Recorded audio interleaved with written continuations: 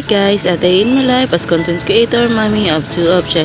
For today's video guys, isamahan nyo ako magpunta ng bayan kasi nga mag-aayos kami ng ATM ng 4-piece kasi nga hindi sa amin nakapangalan and pinansa lang sa amin ng mama ng mister ko yung ATM niya and yung 4-piece niya. Kaya guys, samahan nyo kaming mag-ayos sa opisina and dito nga need nga ng Xerox ng ID and birth certificate. Kaya nagpa-Xerox muna kami dito sa bayan kasi nga sarado doon sa pinuntahan namin sa Luksuhin. So dito na kami sa bayan nagpa-Xerox kasi nga maaga kami pumunta and may oras pa naman kami para magpa-print kaya dito na kami nagpagawa.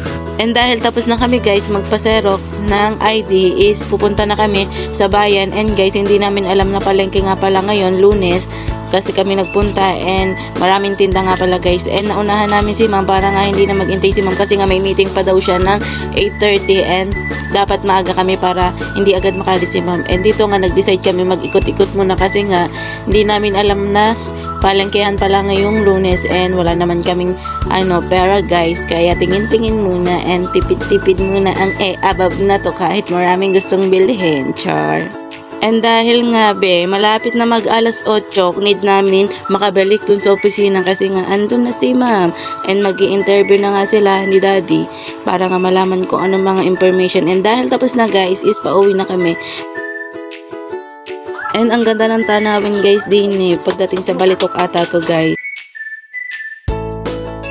And guys, don't forget like and share and follow my page and my YouTube channel. Thank you for watching. Bye bye!